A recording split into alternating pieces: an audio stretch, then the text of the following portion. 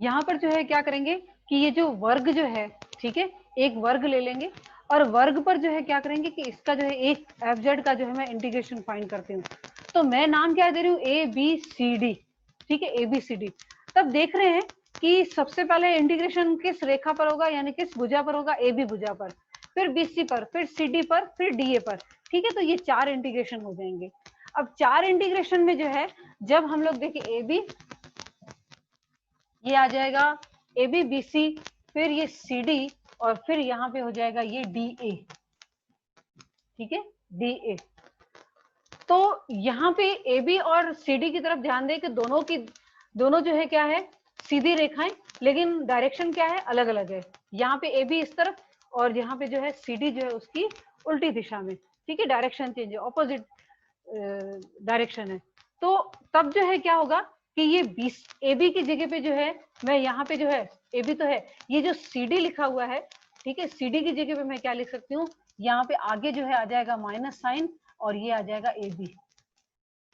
और जो B C और डी ए है वो भी क्या है, सीधी रेखाएं हैं, लेकिन डायरेक्शन कौन सा है, ऑपोजिट है, ठीक है, डायरेक्शन कौन सा है, ऑपोजिट है। तो ये आपके हो जाएगा यहाँ पे, इसको मैं बी सी लिख सकती हूँ, इसको बी सी लिख सकती हूँ, और यहाँ पे आ जाएगा यहाँ पे नेगेटिव साइन, ठीक है। यहाँ पे अभी तक सीधी रेखाओं पर जो है कौन सी लिमिट है मुझे पता नहीं है, लेकिन सिर्फ मुझे डायरेक्शन पता है कि ये यहाँ से लेकर इस पॉइंट से लेकर इस पॉइंट तक मुझे जाना है, और इस रेखा पर मेरा जो है रेखा समाकल यानी कि लाइन इंटीग्रल मुझे फाइंड करना है, ठीक है, फाइंड करना है। तो मैं यहाँ पे जो है सिर्फ मैं ये देखूंगी कि मेरी जो है रेखा कौन सी है, बीसी है या ए बी है या डी ए है या सी डी है, उस हिसाब से जो है मैं देखूंगी कि डायरेक्शन क्या है, ठीक है। तो ये दोनों जो है, ये दोनों ऑपोजिट है, ये दोनों भी ऑपोजिट है, तो दोनों सेम है। तो यहाँ पे जो है हम लोग क्या लिख सकते हैं, नेगेटिव साइन लिख सकते हैं, ठीक है, नेगेटिव साइन लिख सकते हैं, और ये दोनों क्या हो जाएंगे, आपस में कैंसिल हो जाएंगे। तो जितने भी ये वर्ग बन रहे हैं, ठीक है, जितने भी ये वर्ग बन रहे हैं, उन वर्गों पे जो है हमारे क्या होगा, उन वर्गों पे हमारा समाकलन जो है, एफ का समाकलन जो है वो 0 हो जाएगा। केवल केवल जो इसका वक्रीय भाग है, ठीक है, केवल जो इसका वक्रीय भाग है उस पर ही जो है हमें इस एफ का जो है समाकलन प्राप्त होगा। अगर उस पे एफ का समाकलन प्राप्त हो रहा है तो ये मेरा वक्र कौन सा है, ये मेरा वक्र सी है।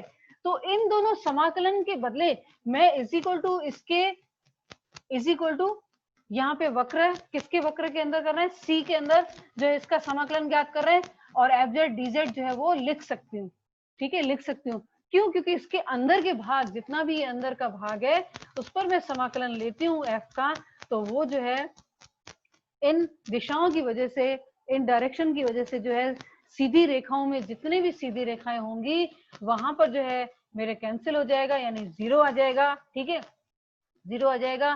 केवल वक्रीय भाग पर ही मुझे समाकलन जो है प्राप्त होगा। तो इन दोनों के बदले, ठीक है, ये पूरा जो मैंने समेशन लिखा है उसको जो है मैं क्या लिख सकती हूँ कि integration C F Z D Z, ठीक है, integration C F Z D Z लिख सकती हूँ, ठीक है, ये कर सकते हैं। अब जो है यहाँ पे पूरा जो है हमको लिखना पड़ेगा, ये मैंने आपको पूरा जो है बताया, डायग्राम से बताया किस तरह से है। तो अब जो है ये पूरा हम लोग लिखेंगे कि ये किस तरह से,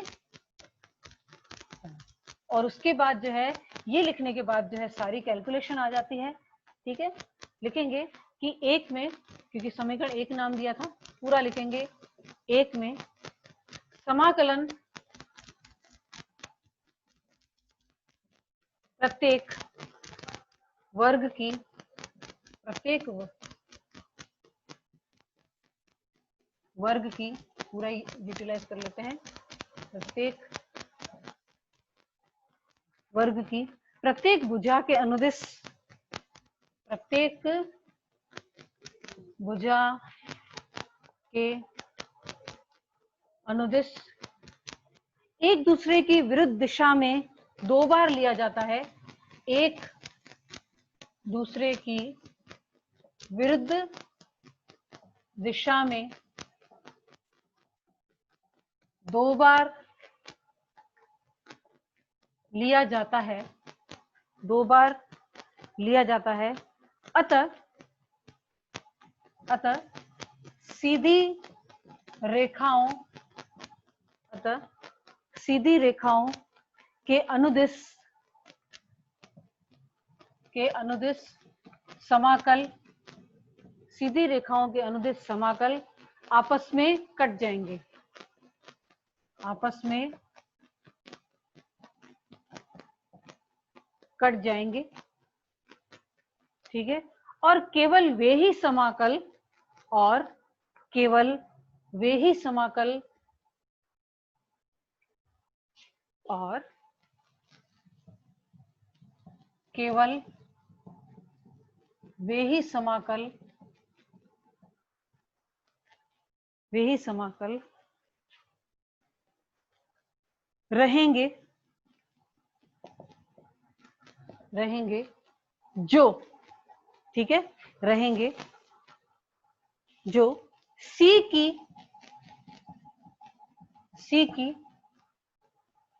वक्रीय भाग पर लिए गए हो, C की वक्रीय भाग पर लिए गए हो, ठीक है। इन समाकलनों का योग, इन समाकलनों का योग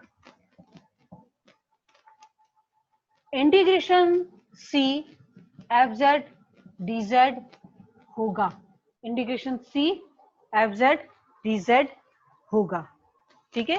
इन समाकलनों का योग इंटीग्रेशन C FZ DZ होगा। देयरफॉर जो हमने पूरा समेशन लिखा था, ठीक है, इज इक्वल टू क्या लिख देंगे, जो भी पूरा समेशन लिखा था, कौन सा समेशन लिखा था यहां पर, summation R is equal to 1 to n integration CR FZ DZ plus summation R is equal to 1 to m summation DR FZ DZ is equal to आ जाएगा इंटीग्रेशन C FZ DZ, ठीक है। अब जो है मैं क्या करूंगी, मैंने ऊपर लिखा है यहां पर, देखें कि दोनों पहले जो है समेशन लिख दिए हैं और उन समेशन का जो है वैल्यू क्या लिखा है, इंटीग्रेशन C FZ DZ। अब जो है मैं क्या करूंगी कि यहां पे जो है वो जीरो लेके आऊंगी, यहां पे जो है जीरो लेके आऊंगी, ठीक है। यहां पे अगर जीरो लेके आ गई तो ये इंटीग्रेशन जीरो हो जाएगा, ठीक है, इंटीग्रेशन जीरो हो जाएगा। यानी कौशी-गुरसा प्रमेय जो कहता है ना कि सिर्फ विश्लेषिक होना ही काफी है, उसके लिए f' का जो है सतत होना जो है वो जरूरी नहीं है। तो हम लोग जो है यहाँ पे क्या करेंगे कि सबसे पहले जो है प्रमेय का जो हमारी दी हुई है उसका हम लोग यूज करेंगे, ठीक है। तो देखिए जो मैंने पूरा बताया था उसको मैंने पूरा शब्दों में यहाँ पे मैंने लिखा है, ठीक है, एक एक शब्द लिखे हैं यहाँ पे। अब जो है प्रमेय का जो हमने की थी पिछली बार वो देखते हैं। बोलेंगे कि प्रमेयिका से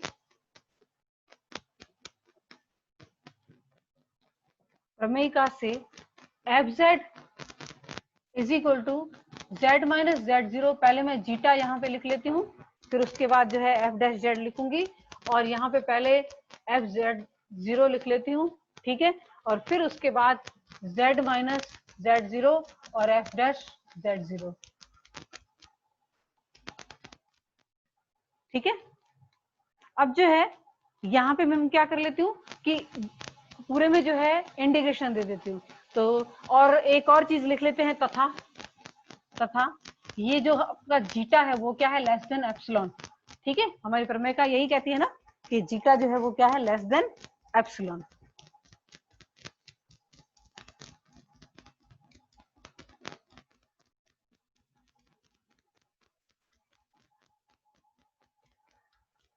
दोनों सब तरफ जो है मैं क्या करती हूँ, इसको इंटीग्रेट कर लेती हूँ, ठीक है, इसको इंटीग्रेट कर लेती हूँ। तो ये आ जाएगा C FZ DZ, ठीक है, C FZ DZ, और यहां पर समेशन, हाँ सॉरी, ये जो यहाँ पे मेरे FZ जो दिया हुआ है ना, ठीक है, इसको रहने देती हूँ, बाकी इन दोनों FZ में जो है मैं वैल्यू पुट कर लेती हूँ, ठीक है। इन दोनों जो है एफ जेड में कौन सी वाली, ये वाली वैल्यू पुट कर लेती हूँ। तो summation R is equal to 1 to n तो है ही, और यहाँ पे इंटीग्रेशन सी आर तो है ही, और एफ जेड की जो ये इतनी बड़ी वाली जो वैल्यू है ना वो यहाँ पे लिख लेती हूँ, जेड माइनस जेड जीरो और जीटा जेड और F Z zero plus Z minus Z zero और एफ डैश जेड जीरो, और ये हो जाएगा डी जेड। ठीक है, यहाँ पे क्या करना है, वैल्यू पुट करनी, ना कि यहाँ पे इस पे इंटीग्रेशन लगाना है, और फिर plus summation R is equal to 1 to m और ये इंटीग्रेशन डी आर, और फिर से जो है एफ जेड की वैल्यू कितनी, ये इतनी बड़ी वाली है ना, वो सारी यहाँ पे लिख देते हैं। अब सारी कैलकुलेशन है यहाँ पे, कुछ भी थ्योरेटिकली आपको यहाँ पे नहीं लिखना है इसमें।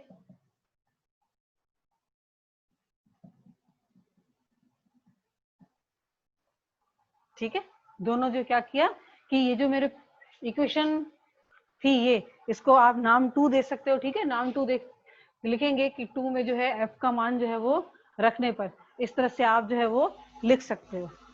ठीक है, लिख सकते हो। अब जो है क्या कर लेंगे कि यहाँ पे जो है एक एक पे जो है इंटीग्रेशन लगा देंगे। सबसे पहले आप जानते हैं कि z dz इंटीग्रेट होगा, लेकिन z0 इंटीग्रेट नहीं होगा, एफ जेड जीरो कॉन्स्टेंट है।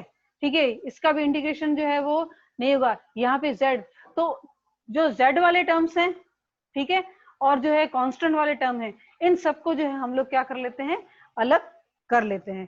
तो बहुत अच्छी तरह से देखेंगे कि सबसे पहले जो है मैं क्या कर लेती हूँ कि जहां पे कांस्टेंट आ रहे हैं उन टर्म्स को जो है मैं अलग ले रही हूँ। ठीक है,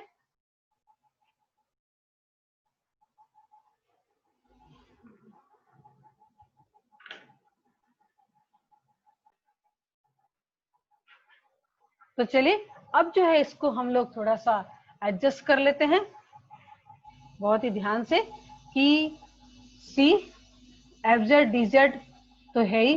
ठीक है, फिर जो है सबसे पहले समेशन के अंदर ये summation R is equal to 1 to n। ठीक है, R is equal to 1 to n, तो यहाँ पे जो है देखेंगे कि एफ जेड जीरो, ठीक है, एफ जेड जीरो और माइनस जेड जीरो और एफ डैश जेड जीरो। ठीक है, इन दोनों को ले रही हूं साथ में, ये आ जाएगा सी आर और ये आ जाएगा डी जेड, क्योंकि ये जो है कांस्टेंट है, ये बाहर आ रहे हैं, ये टर्म जो है क्या है, कांस्टेंट और बाहर आ रहे हैं। फिर जो है प्लस नेक्स्ट इंटीग्रेशन लिखती हूं, जिसमें मैं क्या करती हूँ, एफ डैश जेड जीरो को जो है मैं बाहर ले लूं, और यहाँ पे इंटीग्रेशन सी आर और जेड डी जेड लिखती हूँ। ठीक है, ये डी जेड लिखती हूँ।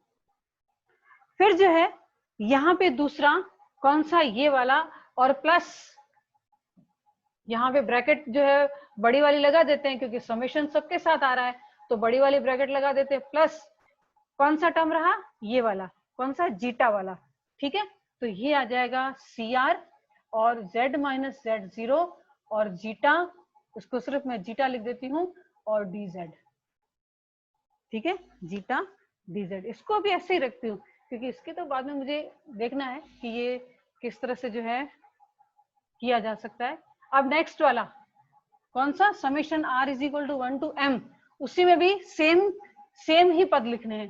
ठीक है, तो plus summation R is equal to 1 to m bracket बड़ी वाली, फिर F dash Z zero sorry F Z zero minus Z zero F dash Z zero bracket close, और डी आर, और ये हो जाएगा डी जेड।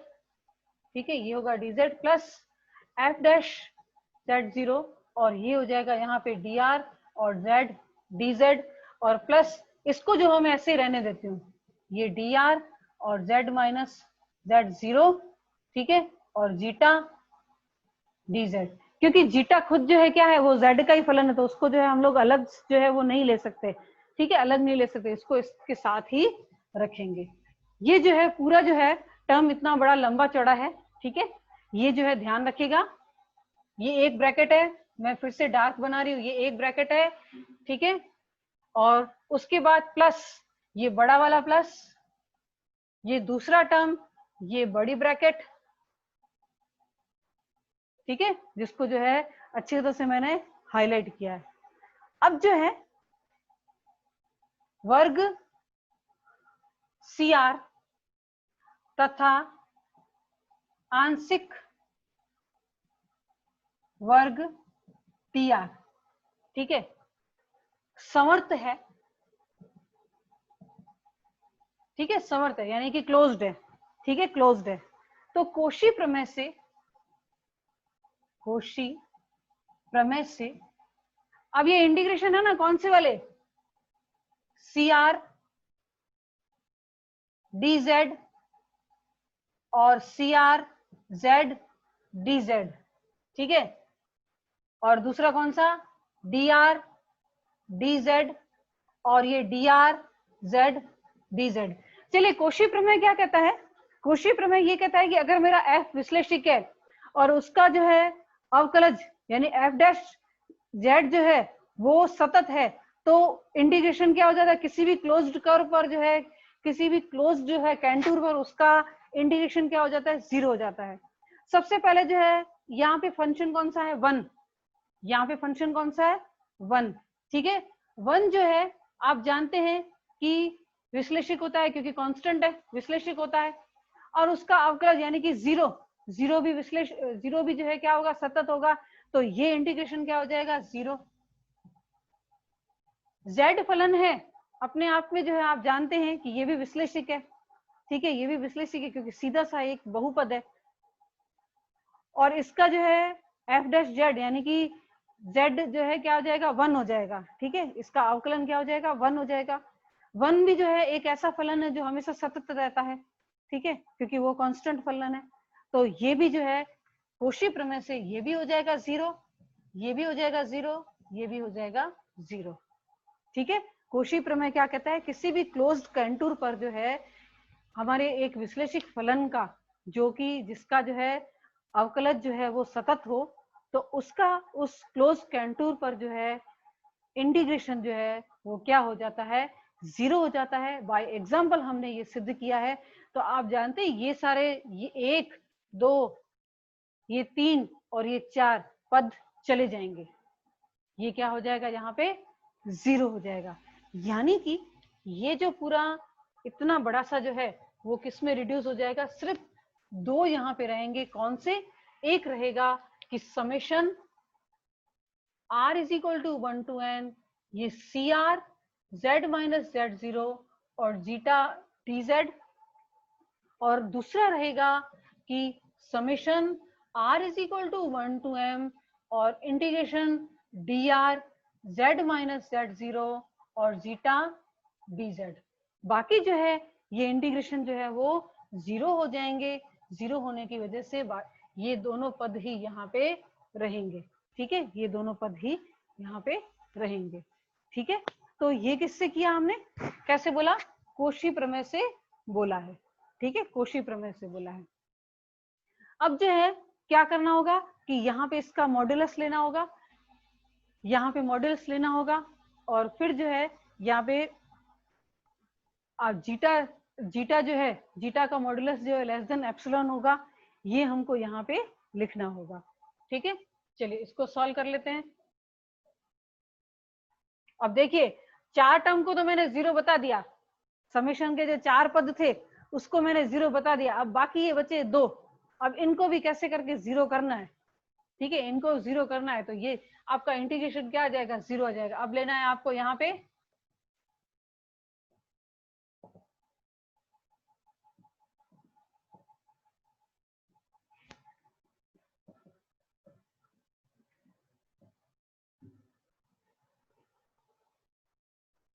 प्लस,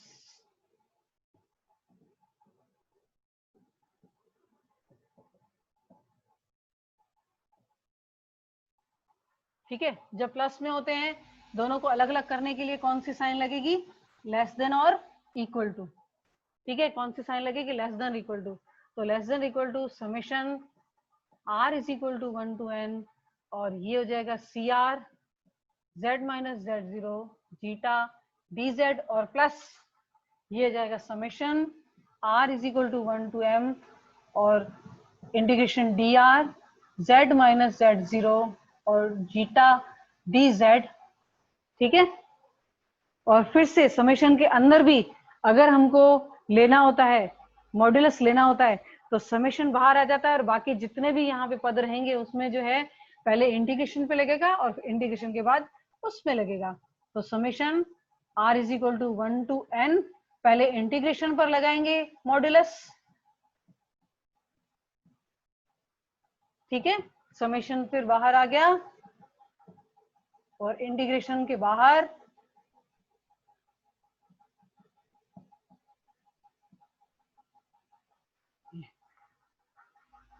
फिर integration के अंदर अगर लगाएंगे तो फिर से आ जाएगा। मैं बस अब लास्ट यहां तक